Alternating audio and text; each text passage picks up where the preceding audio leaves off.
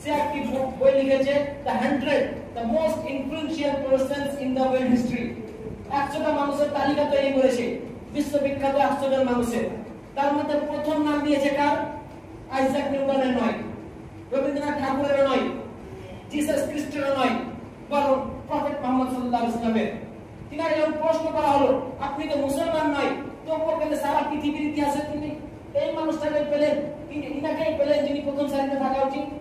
তিনি উত্তর দিয়েছিলেন, Prophet Muhammad is the only person in the world history who is supremely successful on both spiritual and secular level. নবীজি হচ্ছে সারা পৃথিবীর ইতিহাসে একজন ব্যক্তিত্ব যিনি ধার্মিক এবং পার্থিব জগতের সমস্ত পর্যায়ে কামিয়াব।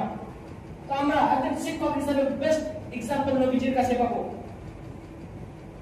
একজন স্বামী স্ত্রীর মধ্যে কিরকম ভালোবাসা, কিরকম সম্পর্ক হওয়া উচিত, তবুও নবীজির জীবনে আপনি দেখতে পাবেন সবথেকে বেস্ট এক্সাম্পল আছে।